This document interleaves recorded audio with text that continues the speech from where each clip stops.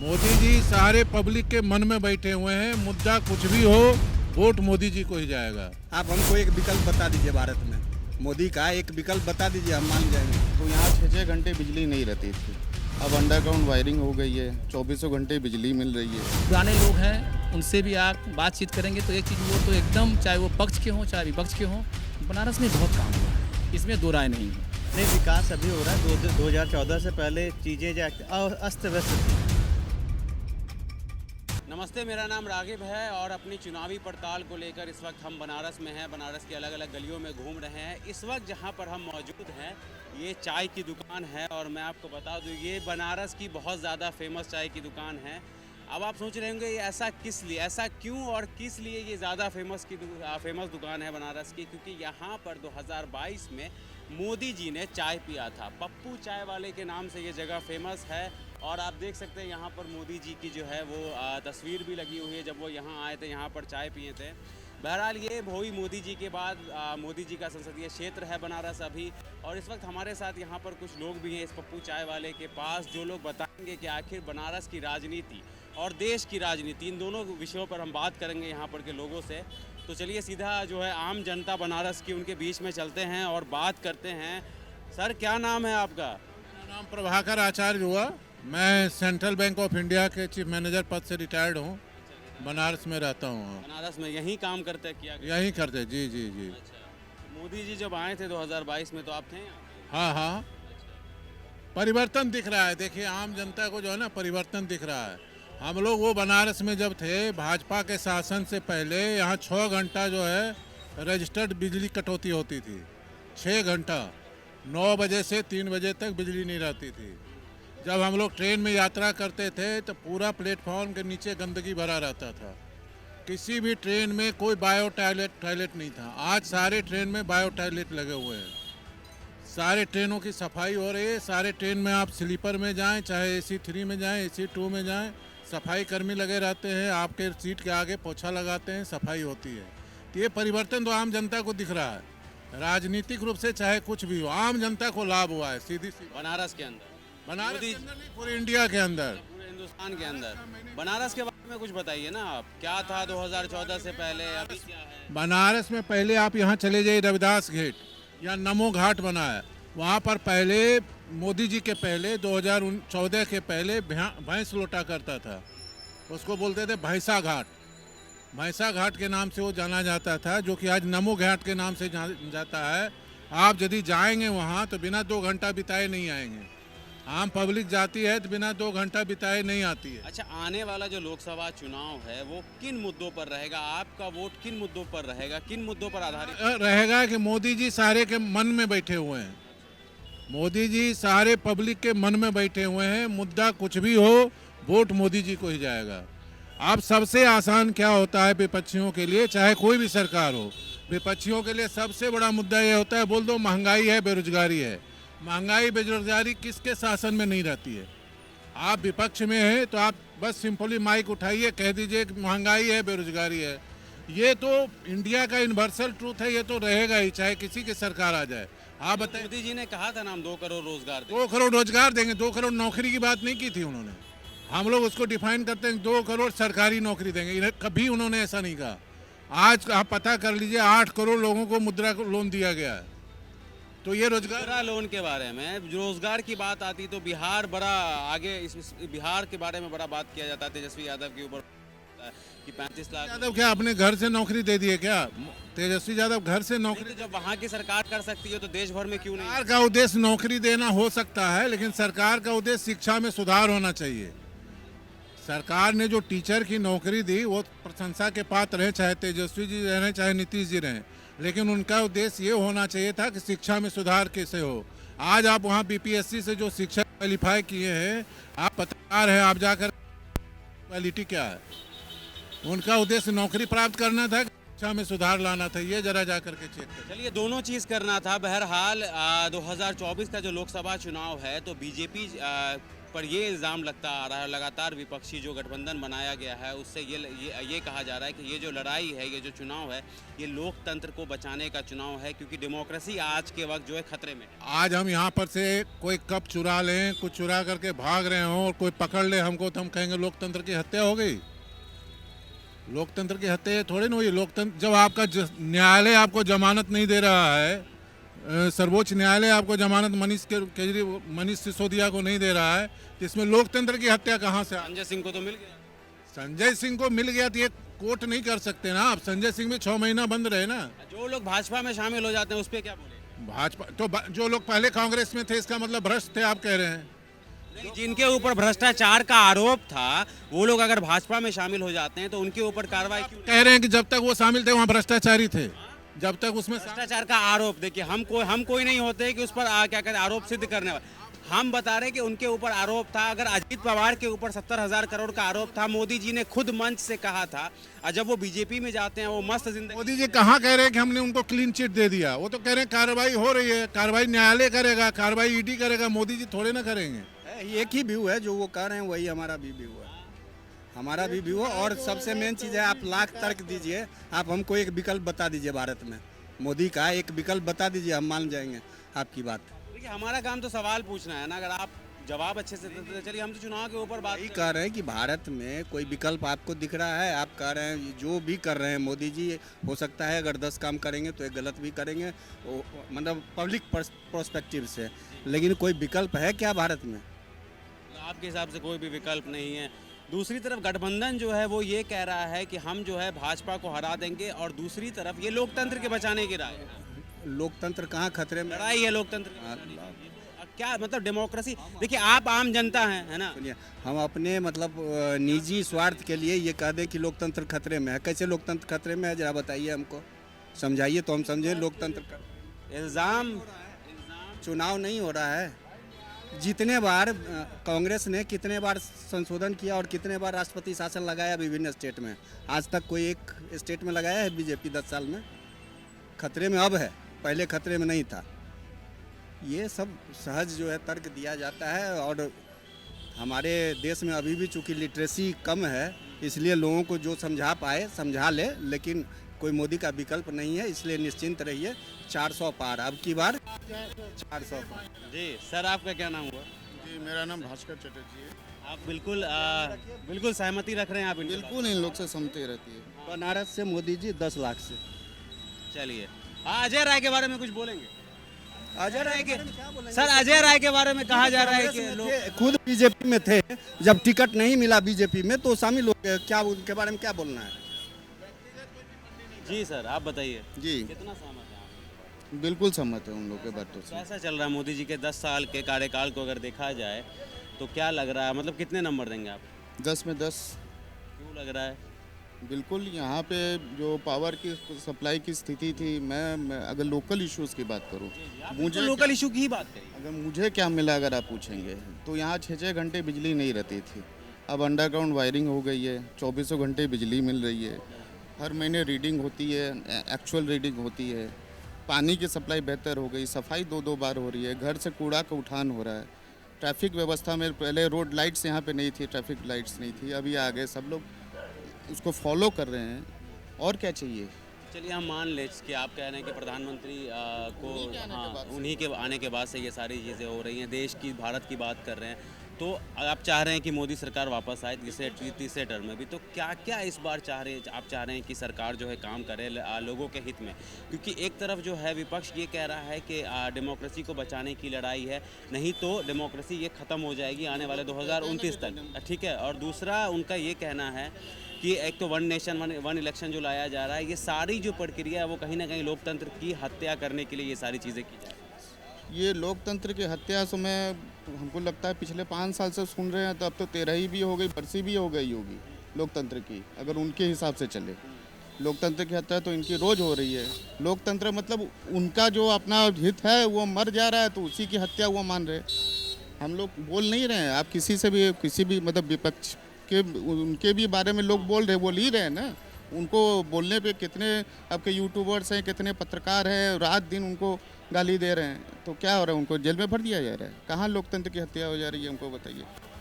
किस जगह पे, मतलब कौन सी ऐसी चीज़ है जहाँ पे नहीं बोला जा रहा है? ईडी सीबीआई का जो दुरुपयोग कहा जा रहा है विपक्ष की तरफ से, तो वो लोग गलत हैं तो तभी ना हो रहा है। अगर वो सही रहते तो कोर्ट से छूट क्यों नहीं आ पा रहे? एक एक साल से तो मनीष सिसोदिया जेल में है, क्यों नहीं छूटे? सुप्रीम कोर्ट तक तो चले गए। तो सुप्रीम कोर्ट भी क्या उनके हिसाब से चल रही है, इसका मतलब सरकार के हिसाब से। और सुप्रीम कोर्ट उनके अगेंस्ट में भी अभी जैसे मदरसा पे इन्होंने वो स्टे लगा दिया ना सुप्रीम कोर्ट ने, तब तो सुप्रीम कोर्ट तो बहुत अच्छा है, और जब उनके खिलाफ दे देगा तो बहुत बुरा है। इलेक्टोरल बॉन्ड के बारे में कहा जा रहा है कि सबसे बड़ा घोटाला अब तक तो देश। पहले भी तो लोग चंदा ले रहे थे, पहले नहीं लेते थे, ऐसे ही अपने जेबा से पैसा खर्चा कर रहे थे। जितने भी आपके इंडस्ट्रियलिस्ट हैं, सबसे ज़्यादा तो टाटा पैसा देने वाली थी पहले। अभी इलेक्टोरल बॉन्ड से हम लोग को समझ में आ रहा है, पहले तो समझ में भी नहीं आ रहा था। रिश्वत का नाम लिया जाए, इलेक्टोरल बॉन्ड के जरिए रिश्वत दिया जाए। अगर उसको रिश्वत मान रहे तो सभी ले रहे हैं, और ये आम पब्लिक तो उसको जानती है कि इन लोग चंदा देते हैं तो कुछ ना कुछ बेनिफिट हर पार्टी वो चंदा देने वाले को दे रही है। वो हर पार्टी हो, चाहे टीएमसी नंबर 2 पे है, आप सोचिए एक रीजनल पार्टी होकर नंबर 2 पे आ गई, और वो लोग कितना फ़ायदा दे रही होगी आप खुद ही समझ लीजिए। वो ये किसी भी तरीके इलेक्ट्रिकल बॉन्ड यहाँ पे चुनावी मुद्दा है ही नहीं। ये जस्ट कुछ लोग, मतलब ये इसको कहते हैं अभिजात के बारे में कुछ एक चर्चा का विषय है, टी टेबल टॉक है, और कुछ नहीं है। आपका क्या नाम है सर? जी मेरा नाम राम भरत है। आप क्या करते हैं? मैं इसे ही पॉलिटिक्स करता रहता हूँ। पॉलिटिक्स करते रहते हैं। किस पार्टी से हैं वैसे आप? मैं भाजपा से जुड़ा हुआ हूँ। पूरे बनारस में लग रहा है सिर्फ भाजपा भाजपा। क्या चल रहा है इस बार, क्या है बनारस के जो लोकल इश्यूज है, लोकल मुद्दे हैं, वो क्या होंगे? वही मोदी जी प्रचंड जीत हासिल करेंगे।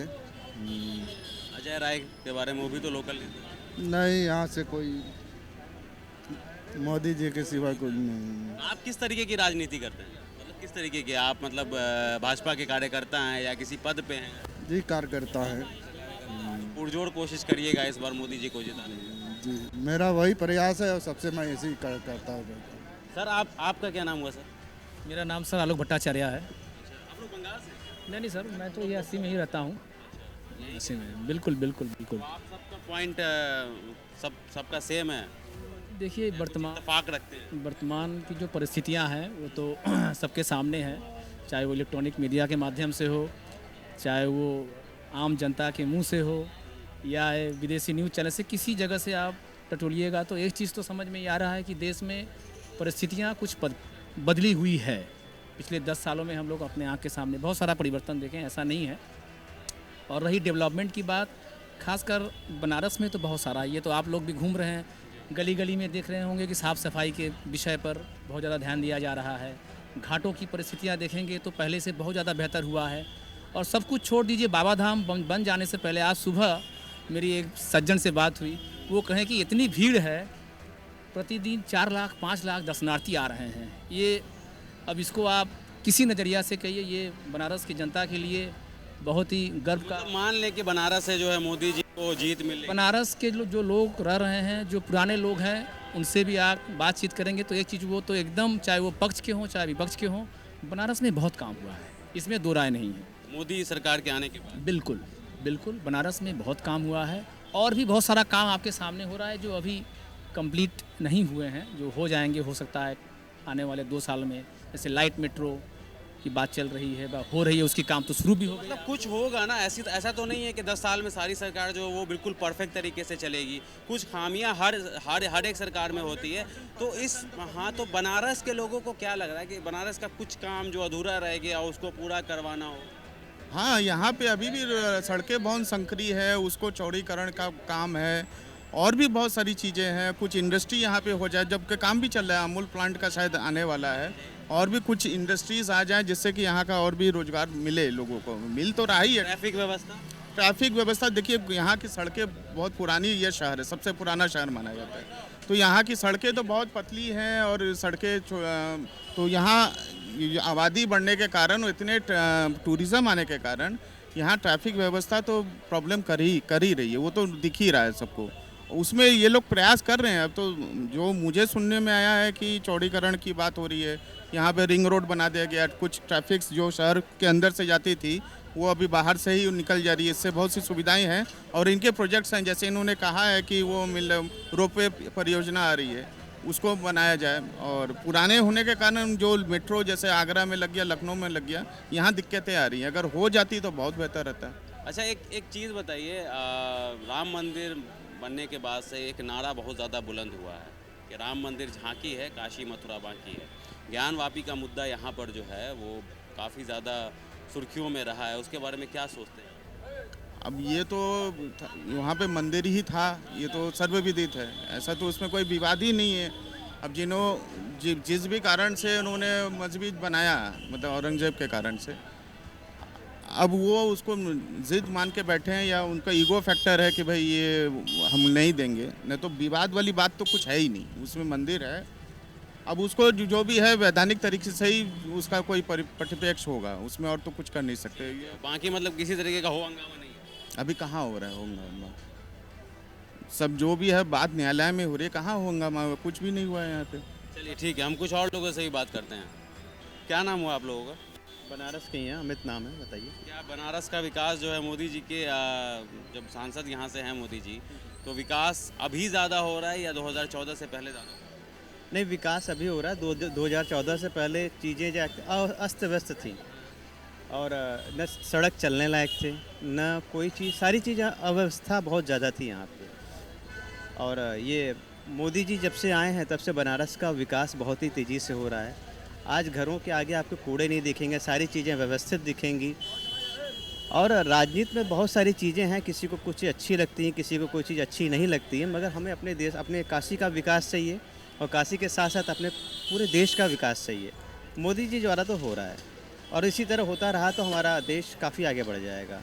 देश काफ़ी आगे बढ़ जाएगा, पर एक तरफ जो है वो इल्ज़ामात भी काफ़ी ज़्यादा लगते हैं मोदी सरकार के ऊपर, जो आपका विपक्ष लगाता है या जो भी लेफ्ट के सपोर्टर हैं वो लोग लगाते हैं कि लोकतंत्र की जो है वो हत्या की जा रही है मोदी द्वारा। इल्ज़ाम तो देखिए एक हिस्सा है, इल्ज़ाम एक प्रोग्रेस का एक हिस्सा है। यदि कोई भी प्रोग्रेस कर रहा है, कहीं भी डेवलपमेंट हो रहा है, तो इल्ज़ाम होना उसका एक पार्ट है। क्या मुद्दे रहने वाले हैं इस बार के चुनाव में? महंगाई, बेरोजगारी, दवाई, कमाई, ये सब रहेगा मुद्दा? पहले भी था और अब भी है। और भारत का सबसे बड़ा दुर्भाग्य है कि यहाँ पे जनसंख्या विस्फोट। यदि जनसंख्या के चीज़ों को आप कंट्रोल करोगे तो ही आगे देश का विकास होगा। यदि आप जनसंख्या का पे आप कंट्रोल नहीं करोगे, जनसंख्या विस्फोट होता रहेगा, तो एक दिन कोई भी देश हो वो कितना ही मेहनत कर लो, मगर उसका जो प्रोग्रेस का रेट है वो स्लो हो जाएगा। रोजगार के क्षेत्र में कैसा काम हो? रोजगार के क्षेत्र में काफ़ी अच्छे डेवलप हो रहे हैं। पहली बात तो हमारे साथ के जानने वाले जो लोग थे, जिनका क्या कहते हैं आमदनी काफ़ी कम थी, आज के डेट में वो लोग डेवलप हो रहे हैं, काम कर रहे हैं। और ऐसा नहीं कि 100% सारी चीज़ें चेंज हो जाती हैं, ऐसा कभी हुआ है ना होगा, है ना, कभी नहीं हुआ है ना होगा कि 100% पूरा स्वर्ग हो जाएगा, ऐसा नहीं होता। प्लस और माइनस प्रकृति का हिस्सा है, ठंडा और गर्म प्रकृति का हिस्सा है। इसी तरह ये सृष्टि चलती है और चलती रहेगी चीज़। ज्ञानवापी के मुद्दे को आप बनारस वाले लोग कैसे देखें? ज्ञानवापी का मुद्दा, बनारस की चीज़ें जो हैं से वो ज्ञानवापी है, मंदिर है, वो मंदिर थी और मंदिर है। उसको वो जो चीज़ें बीच में जो अव्यवस्थाएं पैदा हुई किसी और शासक द्वारा, तो वो चीज़ें जो गलत थी तो गलत थी। वो चीज़ें जो प्रमाणित होनी चाहिए कि ये मंदिर था तो मंदिर हो जाना चाहिए, उसमें कोई दिक्कत की बात नहीं है। यदि वहाँ पे यदि मंदिर जैसी चीज़ें थीं तो वो वहाँ पे वो चीज़ें हो जानी चाहिए। और जहाँ पे वैसी, क्योंकि जहाँ पे भारत में जगह तो ज़मीन बहुत है, उनको ज़रूरत ही क्या पड़ी थी कि मंदिर तोड़ तोड़ के बनाने की? इतना बड़ा देश है, सारी ये चीज़ सिद्ध नहीं हो पाया ना कि वहाँ पर मंदिर ही था। नहीं तो आप एसआई के द्वारा भी नहीं। नहीं, आपका ये बोलना है सिद्ध नहीं हो पाया, मगर आप जो चीज़ें, हम लोग बनारस के रहने वाले, पक्के माहौल के रहने वाले हैं, सिद्ध होना हम लोग बचपन से देख रहे हैं, हम लोग के पूर्वज देखते आ रहे हैं। वो प्लेस क्या है वो बोलने की ज़रूरत नहीं है, वो प्रमाण खुद देता है, सामने दिखता है और बाकी चीज़ें सामने खुद ही आ जाएंगी। अच्छा, ये चाय वाले का क्या इतिहास है? चाय कुछ वाले पप्पू चाय वाले, ये इनका इतिहास बहुत ही लंबा चौड़ा है। यहाँ पे बड़े बड़े राजनीतिज्ञ आए हैं, अपना जीवन यहाँ से शुरू किया है उन्होंने और देश में बहुत उच्च स्थान तक मतलब राजनेता यहाँ पर बैठा करते थे, बैठा करते थे, आया करते थे। चाय जैसे कौन, मतलब उदाहरण दीजिए। बहुत सारे लोग आते थे और इसमें ये ऐसी प्लेस है जहाँ पे विजिबल से इनविजिबल तक लोग आते हैं, जो दिखते हैं। और मोदी जी भी आकर के चाय पिए यहाँ पर, तो आना ही था मोदी जी को। ये प्लेस ऐसी है। कितना साल पुराना है ये चाय का दुकान? ये चाय की दुकान आप काफ़ी साल पुरानी है और हम लोग बचपन से देख रहे हैं। बचपन से देख रहे हैं। हाँ नमस्कार। नमस्कार। कितना साल पुराना चाय का दुकान है आप? हम लोग दिल्ली से आए हैं, नहीं जानते हैं इस बारे में, इसलिए आपसे साल हो गया, करीब 80 साल हो गया, दादाजी के समय का है। कहा जा रहा है कि राजनेता सब काफ़ी ज़्यादा यहाँ पर आके बैठा करते थे, जो आज बड़े बड़े पद पे रहे हैं भारत के राजनीति में। जी जी, कौन कौन बैठे हैं? बहुत बड़े बड़े लोग नेता लोग आ चुके हैं। हाँ, मोदी जी भी आए हैं, राहुल गांधी आए हैं, अखिलेश यादव आए हैं। मोदी जी आपसे मिले थे? जी थे उधर? जी जी जी, चाय पिलाया मैंने मोदी जी को। क्या बोले आप? बस हाल चाल लिया, बोले बहुत अच्छी चाय है। 3 चाय पिया उन्होंने। हाँ, 3 चाय पिया और हाल चाल भी ये पापा का हाल चाल पूछे बस। आपने उनसे कुछ पूछा कि नहीं? नहीं, हमने कुछ नहीं पूछा उनसे। हम क्या, हमने चाय पिलाया बस उनको। हाँ, उसके बाद से आप फेमस हो गए। सुनने में आया था कि दुकान हटाने की भी बात हो रही थी बीच में। नहीं, वो अपना नगर निगम का अपना अलग पंचायत था। हाँ, वो बेमतलब का उसमें डाल दिया था। हाँ, जानते हैं जो लोग ना होते हैं उनको बदनाम करते हैं लोग ना, इसीलिए। अच्छा, फेमस होने के बाद ये सारी चीज़ें हुई थी? जी जी जी, अभी हुई है, 1-2 महीना पहले की बात है ये। अभी मतलब दुकान हटेगी नहीं, आपकी बात सब हो गई? हाँ हाँ जी हाँ। आइए अंदर, आइए अंदर, आइए अंदर दिखाते हैं दुकान इनकी। तो यही वो जगह है जहाँ पर मोदी जी ने चाय पिया था आकर के। और ये देखिए, ये तस्वीर जो है यहाँ पर प्रधानमंत्री मोदी की। आइए अंदर आइए। तो यही पप्पू जी बैठे हुए हैं यहाँ पे। दिखाइए, इधर दिखाइए। हाँ, ये जो है यही पप्पू जी बैठे हुए हैं ना यहाँ पे। अच्छा अच्छा, काला जगह। अच्छा, देखिए यहाँ पर वो बड़े बड़े राजनेता की बात हो रही थी यहाँ पर। तो यहाँ पर सारी तस्वीरें हैं, आप देख सकते हैं यहाँ पे मोदी जी यहाँ पर भी अंदर में बैठे हुए हैं और चाय ले रहे हैं यहाँ पर। और भाजपा के लोग यहाँ पर ज़्यादा आपको देखने को मिलेंगे। सर क्या नाम है आपका? हाँ सर, बात कर सकते हैं थोड़ा? नाम बताइए, क्या है आपका? प्रमोद तिवारी हमारा नाम है। यही बनारस के रहने वाले हैं आप? क्या चल रहा है बनारस में, सब ठीक है? सब ठीक है। वो किसकी सरकार आएगी? फिर बीजेपी की सरकार होगी और क्या। आप लोग बीजेपी समर्थक हैं? किसी पार्टी से जुड़े हुए हैं या फिर? नहीं, बीजेपी से जुड़े हैं और किस पार्टी से जुड़े हैं। विकास वगैरह सब बढ़िया से हो? सब बहुत धीमा। अरे सर आप सुनिए थोड़ा जी, क्या चल रहा है बनारस में? किस विषय में? माहौल में, राजनीति के माहौल में चुनाव आ रहा है। बनारस में 30 साल से भाजपा का कब्जा है, उसमें चलना क्या है? अजय राय कह रहे हैं कि हम जीत रहे हैं इस बार। आप लोग कह रहे हैं भाजपा का कब्जा है। कहने से क्या होता है? 30 साल से बनारस में भाजपा का कब्जा है। भाजपा में आप लड़ लीजिए, ये लड़ ले, ये लड़ ले, हम लड़ ले, कोई लड़ ले। कोई भी भाजपा के टिकट पर लड़ या बनारस में जीत जाएगा। वहाँ चेहरे का काम ही नहीं है। कोई भी लड़ जाए, मोदी तो फिर भी बहुत बड़ा चेहरा है। बनारस में चेहरे का कोई काम ही नहीं है। यहाँ कमल का फूल के निशान पे लगना ही लगना है। बनारस पे 30 साल से कब्जा है, 1-2 साल नहीं हुए, 30 साल। कोई चर्चा ही नहीं। बनारस में बात करना ही बेकार है, कौन जीतेगा कौन हारेगा। वो तो क्लियर है कि यहाँ की सीट रिजर्व है भाजपा की। आपको भी यही लगता है? बिल्कुल बिल्कुल, भाजपा के रिजर्व है। अच्छा, कमल ही। सर आप बताइए। देखिए भैया, जो ये लोग बता रहे हैं वो हम भी बोलेंगे कि ये लोग बता रहे हो, हम भी बोलेंगे। क्या है, आपका कुछ अलग है क्या? नहीं, जो चीज़ ये नहीं, जो ये लोग बोले हैं कि भाजपा क्या है, क्योंकि एक नक्षत्र होता है। नक्षत्र से बढ़ कर के दुनिया में कुछ और नहीं है। अगर आपके नक्षत्र में सुख है, लगन है, पद है, भाव है, तो आपको ज़रूर मिलेगा। सब, चाहे भाजपा हो, चाहे सब पूरा, चाहे कोई भी पार्टी हो, काम भी अच्छा है। लोग इतना इनसे प्रसन्न, इनके ऊपर भगवान का कृपा है। जा पर कृपा राम का होई, अता पर कृपा करा सब कोई। और कोई नहीं, भाजपा हो चाहे सपा हो, चाहे बहुमत हो, चाहे जे भी हो, बस इनके ऊपर यही जो दोहा बोले हैं यही है। आप हम क्या, चलिए फिर सर आपका क्या नाम है चाचा? हम कुछ नहीं बोल पाएंगे भैया, भैया बोलिए ना। काहे नहीं बोल पाएंगे? नहीं, हम ना बनारस में सब ठीक है? हाँ, एकदम चकाचक है बनारस। कमाई उमाई महंगाई सब नहीं है क्या? कोई दिक्कत नहीं है बनारस के अंदर भैया रे। महंगाई वगैरह मुद्दा बन पाएगा?